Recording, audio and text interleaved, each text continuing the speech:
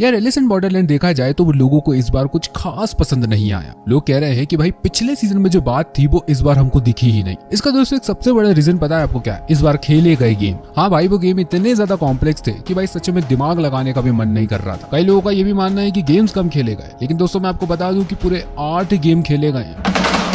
चलो इन सारे गेम्स को एक एक कर एक्सप्लोर करते हैं। गेम नंबर 1 आता है दी ओल्ड मेड। ये गेम देखने पे तो नॉर्मल सा ही लगता है, लेकिन एक्चुअल में ये बंदा का ऑडिशन था ताकि वो ये डिसाइड कर सके कि कौन सा इंसान आरिसू को बॉर्डरलैंड में वापस लाने के लिए परफेक्ट कैंडिडेट हो सकता है। गेम के रूल भाई एकदम सिंपल है। एक टेबल पर सबको बैठना है और हर किसी को एक रैंडम डेक मिलता है। टर्न आने पर या तो उन कार्ड में से एक कार्ड को उठाता है या फिर किसी और प्लेयर से, और पेयर्स बनाने पर उसको डिस्कार्ड करना होता है। लेकिन भाई इस गेम में एक बहुत बड़ा ट्विस्ट होता है जो कि इस गेम को इंटरेस्टिंग भी बनाता है। अगर कोई प्लेयर गेम के बीच में से उठता है या गलती से जोकर कार्ड निकाल लेता है तो उसको चेयर से शॉक लगेगा और वहीं पर भाई वो मर जाता है। मतलब एस्केप करने का कोई भी चांस नहीं है। इस गेम को रियोजी जीत लेता है और सीजन 3 का मेन ह्यूमन विलन एस्टेब्लिश होता है, और ये जीत उसको एक डेंजरस अपॉर्चुनिटी देती है कि डायरेक्टली बॉर्डरलैंड वो विजिट कर सके, जो कि उसका इतने टाइम से सपना था। नेक्स्ट गेम आता है सीक्रेट फॉर्च्यून। अब जैसे दोस्तों आरिसू दूसरी बार बॉर्डरलैंड में एंट्री लेता है, उसको फिर से डाल दिया जाता है एक बहुत ही खतरनाक गेम में जिसका नाम होता है सीक्रेट फॉर्च्यून। पहली नजर में रूल्स एकदम सिंपल लगते हैं। हर एक प्लेयर्स को एक फॉर्च्यून स्लिप मिलती है, उसमें क्वेश्चन लिखा होता है, उसको सॉल्व करना होता है, और जो भी व्यक्ति सही आंसर दे देता है वो बच जाता है, और अगर गलत हो जाता है तो भाई सीधा फकिंग मौत। गेम की शुरुआत दोस्तों एकदम नॉर्मल लगती है। पहले प्लेयर्स को स्लिप मिलती है जिसमें कुछ नहीं होता, लेकिन जब दूसरा प्लेयर अगली पर्ची को निकालता है तो एक मैथ प्रॉब्लम आता है जो भाई बिल्कुल सिंपल होता है। और बस सिंपल सा प्रॉब्लम इतने सारे लोग मिलकर भी सॉल्व नहीं कर पाते। सिर्फ सही आंसर और गलत आंसर में सिर्फ 3 पॉइंट का डिफरेंस होता है। बस यहीं से भाई असल गेम चालू होता है। जितने भी पॉइंट्स का डिफरेंस रहेगा उतने ही तीर आसमान से आके इनके ऊपर बरसेंगे। 3 तीर जब आसमान से आते हैं तो उनको कुछ नहीं पता होता और 2 प्लेयर्स की मौत हो जाती है।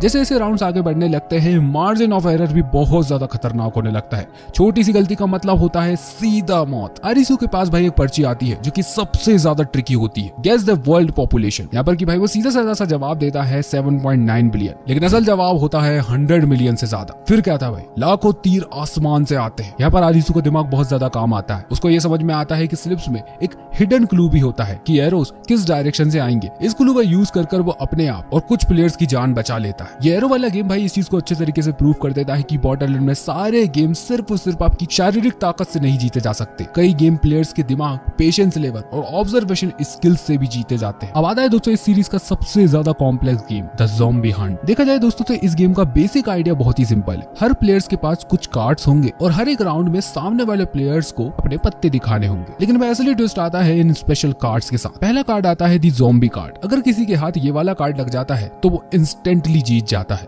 और उसका अपोनेंट इन्फेक्टेड ज़ॉम्बी में तब्दील हो जाता है। मतलब है हारने वाले के पास भी ज़ॉम्बी कार्ड आ जाता है जो वो अगले राउंड में यूज कर सकता है। हाँ भाई, लोगों को इन्फेक्ट कर सकता है। दूसरा कार्ड आता है शॉटगन कार्ड। ये कार्ड दोस्तों सिर्फ एक काम करता है, ज़ॉम्बी कार्ड को सीधा काउंटर करके उस प्लेयर को खत्म कर देता है। मतलब मान के चलो कोई प्लेयर अगर किसी प्लेयर को ज़ॉम्बी कार्ड देता है और उसको थोड़ी देर बाद शॉटगन कार्ड दे देता है तो एलिस इन बॉर्डरलैंड का अमिताभ बच्चन खुद आकर बोलेगा भाई साहब आपका गेम यहीं पर खत्म होता है। अब एंट्री होती है भाई सबसे ज्यादा सेफ कार्ड की, जिसका नाम है दी वैक्सीन कार्ड। ये कार्ड ज़ॉम्बी को एक नॉर्मल ह्यूमन में वापस बदल देता है, लेकिन ध्यान रहे वैक्सीन कार्ड खुद पर यूज नहीं कर सकते, सिर्फ दूसरों पर। गेम के पूरे 20 राउंड होंगे और जिस भी टीम के लोग ज्यादा बच जाएंगे वो टीम जीत जाएगी, ह्यूमंस या फिर ज़ॉम्बीज। इस गेम में एक नया और एक इंपॉर्टेंट कैरेक्टर इंट्रोड्यूस होता है, रे। अपने आप को बचाने के लिए वो आरिसू और उसकी टीम के पास आती है और एक स्ट्रेटेजी बताती है, ज्यादा से ज्यादा ज़ॉम्बीज को आइसोलेट करो। उसका मन था कि ह्यूमंस एंड में नंबर्स में जीत जाएंगे, लेकिन आपको भी पता है कि भाई बॉर्डरलैंड कभी भी सीधा नहीं होता। धीरे धीरे बहुत बवाल मच जाता है, टीम एक दूसरे पर पलटने लगती। अगर आरिसू गेम में नहीं होता तो भाई बहुत कम लोग ही जिंदा बच पाते। इसके बाद भाई एंट्री होती है हमारे इस पूरी सीरीज के सबसे ज्यादा क्लॉस्ट्रोफोबिक गेम की, रनवे ट्रेन। प्लेयर्स को ट्रेन के फर्स्ट कार से लास्ट कार तक सरवाइव कर जाना होता है और एंड में जो फाइनल में बचेगा उसको सायरन बजने के बाद ट्रेन को रोकना होगा। एकदम भाई इजी लगता है सुनने में, लेकिन भाई ऐसा नहीं है। हर एक नए कंपार्टमेंट में एक पिंजरा दिखाई देगा, उसमें एक चिड़िया होगी। ये चिड़िया एक क्लू है क्योंकि हर एक कंपार्टमेंट में या तो ऑक्सीजन होगा या फिर जहरीली गैस। प्लेयर को वहाँ पर कुछ मास्क दिए जाते हैं और उन मास्क को बहुत ही ज्यादा चतुराई से यूज करना है। मास्क के साथ एक कैनिस्टर होता है जो कि जहर को न्यूट्रलाइज करता है। अगर ऑक्सीजन निकला और मास्क पहना तो कैनिस्टर वेस्ट। और अगर वहाँ पर जहरीली गैस हुई और लोगों ने मास्क नहीं पहना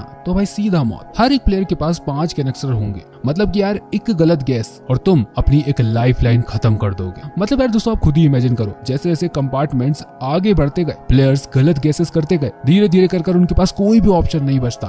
आगे गए तो सीधा मौत और पीछे गए तो भाई बचने का कोई चांस ही नहीं है। लेकिन भाई बॉर्डरलैंड की यही तो खूबसूरती है, यहाँ आपको लगता है कि सारे गेट बंद हो गए, वहाँ पर एक गेट हमेशा खुला होता है। दरअसल इस चलती हुई ट्रेन के बाजू में अक्सर ट्रेन गुजरती रहती है और कई बार तो दोनों ट्रेन की स्पीड सेम हो जाती है। तो ओसागी ने यहाँ पर दिमाग लगाया कि क्यों ना दूसरी ट्रेन में जंप कर लिया जाए। सुनने में भाई सब कुछ इम्पॉसिबल सा लगता है, लेकिन ओसागी भाई बहुत से लोगों की यहाँ पर ये कर जान बचा लेती है। सेमीफाइनल आ चुका है और लोकेशन होती है टोक्यो टावर। हर एक प्लेयर को एक बजर दबाना है, अपने बिंगो कार्ड पर एक डायगोनल, एक हॉरिजॉन्टल और एक वर्टिकल लाइन कंप्लीट करनी है। लगता है ना भाई एकदम सिंपल गेम, लेकिन नहीं भाई, यहाँ पर आता है एक सबसे बड़ा ट्विस्ट। जैसे ही यहाँ पर कोई भी प्लेयर बजर बचाएगा तो ऊपर से हैवी बॉल बेरिंग्स बरसना शुरू हो जाएंगे। एक तरफ से प्लेयर टावर के ऊपर चढ़ रहा है और दूसरी तरफ उसी प्लेयर के ऊपर लोहे के गोले बरसते हैं। यहाँ पर ऑलमोस्ट सारे लोग मारे जाते हैं, लेकिन ओसागी के पास क्लाइंबिंग स्किल होती है जो कि उसको उसके फादर से मिली हुई थी। इसके बाद सबसे टॉप पर जाकर वो फ्री बजर को प्रेस करती है, जो कि लिटरली सबको बचा लेता है और उसी की वजह से बहुत सारे लोग फाइनल में जा पाते हैं। अब आता है भाई एक बहुत ही खतरनाक गेम जिसका नाम होता है किक द कैन। जापान के हर एक बच्चे ने इस गेम को जरूर खेला होगा। इवन पहले एक जापानीज एनीमे शो आता था,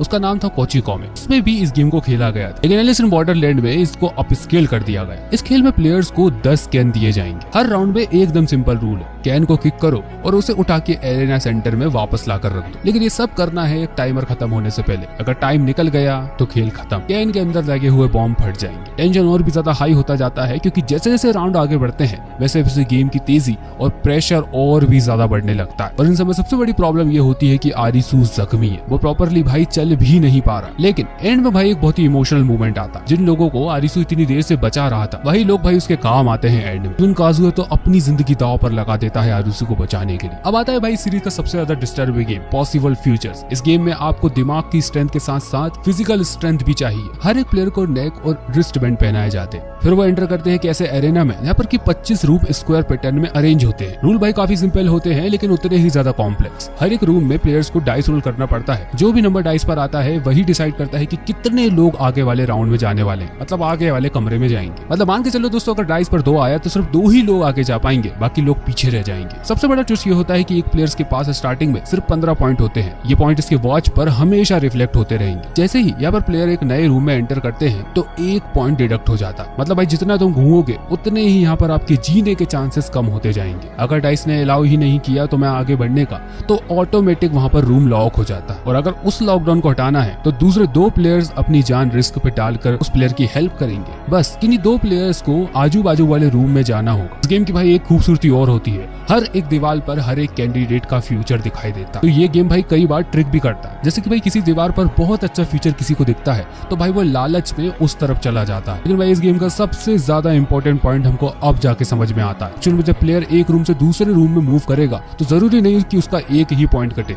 कई बार 4 पॉइंट भी कट सकते हैं, 5 भी कट सकते हैं, 6 भी कट सकते हैं। और इन्हीं सब चीजों के चलते हुए बहुत सारे लोगों की जान भी चली जाती है। मतलब अगर प्लेयर एक रूम से दूसरे रूम में जा रहा है तो सिर्फ इसके फ्यूचर को देख के ही उसको आगे नहीं बढ़ना है। इस चीज को भी ध्यान में रखना है कि हो सकता है कि दूसरे रूम में 1 से ज्यादा पॉइंट भी कट जाए। इन प्लेयर्स को कैसे भी कर इन रूम्स के कोने में पहुंचना है, किसी एक जगह पर इनको एग्जिट जरूर मिलेगा। फिर आता है भाई इस सीरीज का आखिरी गेम, जोकर कार्ड चॉइस। ये एक अकेला गेम बॉर्डरलैंड की पूरी साइकोलॉजी को डिफाइन करता है। इसको मिलता है वॉचमैन ऑफ बॉर्डरलैंड, एक ऐसा कार्ड जो कि लाइफ और डेथ के बीच खड़ा हुआ है। वॉचमैन अपने पत्तों से 2 रैंडम कार्ड निकालता है। फिर आरिसू को कहता है कि कोई एक कार्ड को चूज करो, तुम्हारी किस्मत तुम्हारी चॉइस पर ही डिपेंड करेगी। आरिसू एक कार्ड उठाता है और वो जोकर निकलता है। लेकिन आरिसू वॉचमैन से कहता है कि मुझे पहले से ही पता था कि दोनों ही कार्ड जोकर के हैं। मतलब आरिसू की चॉइस उसके हाथ में थी ही नहीं। इसके बाद आता है भाई सबसे बड़ा ट्विस्ट। वॉचमैन यहाँ पर फिर से 2 चांसेस देता है तो आरिसू रियल वर्ल्ड में वापस चला जाए। यहाँ पर आने वाले समय में उसके साथ कुछ भी हो सकता है, कोई भी अनहोनी हो सकती है, या फिर वो मौत को एक्सेप्ट कर ले जिसके आगे कुछ नहीं है, सिर्फ और सिर्फ शांति। और आरिसू यहाँ पर अपने रियल हीरोज वाली चॉइस लेता है। वो अपना दर्द, अपना स्ट्रगल एक्सेप्ट करता है और रियल वर्ल्ड में जाना ज्यादा सही समझता है, सिर्फ अपने लिए ही नहीं ओसागी के लिए। और वो रियल वर्ल्ड में वापस आ जाता है। इस तरीके से भाई सीजन 3 की एंडिंग भी हो जाती है। और हमारे वीडियो की अकेले से बॉर्डरलैंड की पूरी एंडिंग को मैंने डिटेल में इस वीडियो में समझाया हुआ है, यहाँ पर क्लिक कर उस वीडियो को देख सकते हैं। और हाँ भाई, best brutal movie skills already out हो चुकी है हमारी सेकेंडरी चैनल पर, इस वीडियो को जरूर देखना। बाकी ठीक है दोस्तों, वीडियो को लाइक कीजिए, चैनल को सब्सक्राइब कीजिए। मुलाकात होगी आपसे अगले ही एक ऐसे धांसू वीडियो में,